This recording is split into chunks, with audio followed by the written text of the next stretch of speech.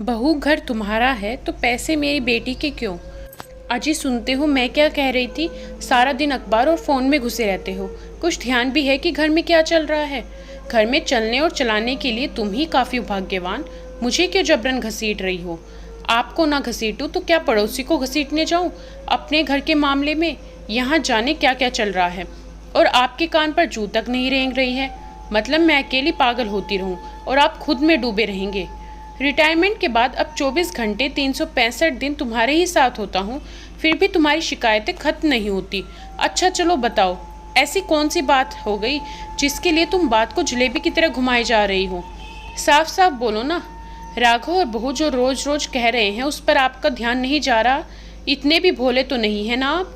जब से सुरभि आकर गई है, उठते बैठते दोनों यही चर्चा कर रहे हैं कि हमारा इतना छोटा सा तो परिवार है, फिर भी सब लोग इकट्ठे हो तो घर छोटा पड़ जाता है।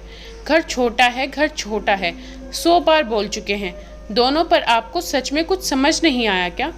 बहू उस दिन सुरभि के जाने के बाद कह रही थी ना कि हमें इस पर गंभीरता से सोचना चाहिए कि अब हमारे लिए यह घर छोटा पड़ रहा है। हाँ बोलते तो हैं, और इसमें गलत भी क्या है? जिस समय ये 2 BHK घर मैंने खरीदा था उस समय इतनी ही औकात थी मेरी, और तब दोनों भाई बहनों की शादी नहीं हुई थी तो ज़्यादा दिक्कत नहीं होती थी। अब कभी कभी सुरभि दामाद जी और बेटे के साथ आती है, राघव और बहू है तो हमें हॉल में एडजस्ट करना पड़ता है। शायद यही बात राघव और बहू को अखर रही होगी। अखर ही नहीं रही, वो लोग हर शाम ऑफिस के बाद घर देखने भी जा रहे हैं। कल भी देखा था आपने, कितने सारे फ्लैट के पर्चे लेकर लौटे थे। बहू बोल रही थी एक फ्लैट तो बहुत पसंद आया है, आप लोग और दीदी जीजाजी देखकर ओके कर देंगे तो ले ही लेंगे हम।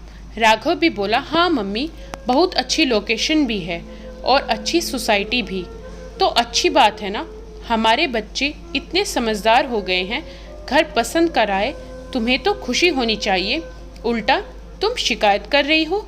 अरे घर खरीद रहे हैं, ये दुख की बात नहीं है। दुख की बात ये है कि वो लोग कह रहे थे कि नया घर पसंद आ गया तो इस घर को बेच देंगे ताकि लोन कम लेना पड़े। हाँ तो इसमें भी क्या गलत है? एक ही शहर में 2-2 घर रखकर करेंगे भी क्या हम? बेच लेंगे तो बड़ा घर खरीदने में मदद भी हो जाएगी। ये कोई हमारा पुश्तैनी घर थोड़ी ही है जो हमारी इससे भावनाएं जुड़ी हों। वो बात नहीं है जी। देखिए, अभी तो घर बेचकर सारे पैसे राघव अपने नए घर में लगा लेगा, पर आपको याद है या भूल गए सुरभि के पैसों का क्या होगा? हाँ, ये बात तो सच में सोचने वाली है। तुम्हारी इस पर तो मेरा एक बार भी ध्यान नहीं गया। देखता हूँ कुछ ना कुछ रास्ता तो निकल ही आएगा, कहकर रमेश जी भी सोच में डूब गए। दरअसल 10 साल पहले जब रमेश जी ने ये 2 BHK फ्लैट खरीदा था, तब सुरभि पढ़ाई खत्म करके नौकरी करने लगी थी और राघव की पढ़ाई बस खत्म ही हुई थी। हालांकि सुरभि की शादी करनी थी तो रमेश जी और विमला घर खरीदने के पक्ष में नहीं थे, पर उनके एक मित्र के संबंधी पैसों की ज़रूरत के कारण काफ़ी कम दाम में ही बेच रहे थे, और सुरभि और राघव भी लेने पर दबाव बना रहे थे। तो भगवान का नाम लेकर रमेश जी ने घर खरीद लिया। तब एक अच्छी खासी रकम सुरभि ने भी बिना मांगे ना नुकर करते पिता के हाथ में रख दिया था। जब उतनी ही रकम वो लोन लेने का सोच रहे थे, 1-2 साल बाद उनकी ही बिरादरी के मनोज का रिश्ता आया और नौकरीशुदा सुंदर लड़की देखकर बिना ज़्यादा तामझाम के सुरभि की भी शादी बड़े आराम से हो गई। साल पहले राघव की भी शादी नंदिनी से हो गई। उनकी अभी अभी एक प्यारी सी बेटी हुई थी। अब जब उसे देखने सुरभि, मनोज और राहुल आए थे, उस दरमियान एक कमरा बेटी और एक कमरा बेटे को देखकर जब राघव और नंदिनी ने माता पिता को हॉल में सोते देखा, तभी सोच लिया कि अगली बार दीदी के आने से पहले एक बड़ा फ्लैट ले लेंगे जिसमें मम्मी पापा का भी एक कमरा होगा। सोच तो अच्छी थी, पर विमला ये सोच सोचकर परेशान थी कि सुरभि ने जो इस घर में पैसे लगाए थे उनका क्या? जब नया घर लिया जाएगा तो उसके मन में तो ये बात आएगी ना कि भाई ने घर बेच दिया, जिसमें उसके भी पैसे लगे थे और अपने नाम पर घर खरीद लिया। अगर वो रकम जो उसने उस वक्त लगाया था वो उसे वापस भी कर दिया जाए तो ऐसा करने से उसे दुख होने का भी डर था। इतने अच्छे संबंध भाई और बहन के, कहीं ये मकान और पैसा उनके संबंधों को खराब न कर दे। वैसे भी कुछ साल पहले ही सुरभि ने भी अपने शहर के पॉश इलाके में एक फ्लैट खरीदा है। उसके भी तो बहुत पैसे लग गए होंगे। उसमें बेटी दामाद दोनों कमाते हैं तो क्या खर्च भी तो बहुत है उनके। यही सोच विमला को अंदर ही अंदर खाई जा रही थी, जो आखिरकार उसने रमेश जी से कह दिया। 2 दिन सोचने के बाद रमेश जी बोले, विमला, मैंने सोच लिया है, सुरभि से बात करता हूँ। क्या बात करेंगे? तुम देखो तो सही, कहकर रमेश जी ने बेटी को फ़ोन लगा दिया। सबके बारे में पूछने के बाद बोले, बेटा तेरा भाई तो ये घर बेचना चाह रहा है इससे बड़ा घर खरीदने के लिए। ये तो मुझे पता है पापा, नंदिनी ने वीडियो कॉल पर कल वो घर दिखाया भी था मुझे। अच्छा, तो बेटा मैं ये कह रहा था कि इस घर में जो तेरे पैसे लगे थे वो तो तुझे वापस लेने पड़ेंगे। मैंने ऐसा बहुत दिनों से सोच रखा था, पर आज मौका भी है और समय भी। तो तू अगर अपना अकाउंट नंबर दे देगी। पापा, मुझे भी तो आपको कुछ लौटाना था। ओहो, क्या? अपना ये शरीर, अपने संस्कार, अपनी शिक्षा दीक्षा और अपनी नौकरी। आपके पास ये सब वापस करने के लिए जो अकाउंट है उसका नंबर देंगे क्या? बेटा तू भी ना, मैं तो बस इतना कह रहा था कि पैसों में हमेशा साफ सुथरा रहने से रिश्ते कभी खराब नहीं होते। नहीं नहीं, मैं भी तो हिसाब किताब बराबर करने की बात कर रही हूँ पापा। आप पैसे वापस करो, मैं ये सब वापस करती हूँ। शादी से पहले ही तक वो मेरा घर था। क्या पापा, क्या नए रिश्तों को निभाने की यही शर्त है? पुराने रिश्तों को छोड़ देना?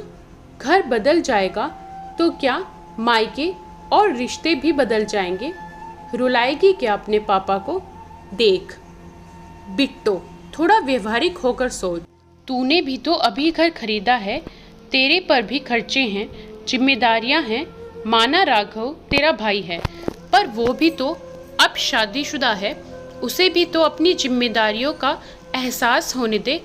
पापा, आप वही हैं जो हमें बचपन में कहते थे कि तुम दोनों भाई और बहन हमारी 2 आंखें हो। एकदम बराबर मुझे समझाते थे कि अपने छोटे भाई का हमेशा ध्यान रखना। वो जितनी हमारी जिम्मेदारी है उतनी ही तुम्हारी भी। उस जिम्मेदारी से निवृत्त कब कर दिया आपने मुझे पापा? आप अपने पैसे वापस मांगते हैं क्या राघव से या मुझसे? कभी पैसे मांगे आपने? और हाँ, अब राघव भी छोटा बच्चा नहीं है पापा। आपको पता है, जब मैंने घर खरीदा था तो वो एक चेक पकड़ा गया था मुझे, और मुझे आप दोनों से भी बताने को मना कर गया था। जैसे बचपन में मुझसे अपनी बदमाशियाँ बताने के बाद आप दोनों को ना बताने की प्रॉमिस करवाता था। कहते कहते सुरभि की आवाज़ रूंध गई। अच्छा, अपना राघव इतना बड़ा हो गया? हाँ, और आप कहते हैं पैसे वापस ले लो। उतने पैसों में भाई मिल जाएगा क्या पापा? विमला, हम शायद अब तक अपने बच्चों को कम करके आंक रहे थे। हमसे ज़्यादा समझदार हैं हमारे बच्चे, और हमें इनके बीच पड़ कोई ज़रूरत नहीं है। ये संभाल लेंगे अपने रिश्ते हमारे बाद भी। रमेश जी ने फ़ोन रखने के बाद संतोष भरे शब्दों में विमला को समझाया तो विमला भी भावुक हो उठी। एक 3 कमरों का खूबसूरत फ्लैट सबकी पसंद से तय हुआ, वही जिसे वीडियो कॉल पर सुरभि और मनोज ने भी देखा और सराहा था। रजिस्ट्री वाले दिन सब तैयार होकर पहुँचे। सारी औपचारिकताएं पूरी करने के बाद जब राघव ने रमेश और विमला को दस्तखत करने के लिए कहा तो वो दोनों राघव और नंदिनी का मुंह देखने लगे। पापा जी, मम्मी जी, पहली बात, वो घर भी आपके नाम से था तो ये भी आपके नाम का ही होगा ना। दूसरी बात, इससे आपको ऐसा लगेगा कि आप हमें रख रहे हैं जैसे अब तक रखते आए हैं, हम आपको नहीं। तो इतना क्यों सोचना, कर दीजिए ना दस्तखत। रमेश विमला की आंखें झिलमिला उठी। दस्तखत करते करते उन्हें तो लगा था राघव अपने और बहू के नाम पर घर लेगा, पर सच में आज एहसास हुआ उनकी परवरिश सफल रही। बेटा बेटी सच में उनकी दो आंखें ही हैं और उतने ही अच्छे हैं दोनों के जीवन साथी, जो उन्हें रिश्ते निभाने में बराबर की भागीदारी दे रहे हैं। उनकी दोनों आंखें आज और अच्छे से खुल गई हैं और उन्हें इस कलयुग में भी खूबसूरत रिश्ते दिखा रही है। दोस्तों, आपको ये कहानी कैसी लगी कमेंट करके बताएं। वीडियो को लाइक करें, शेयर करें और चैनल को सब्सक्राइब करना ना भूलें।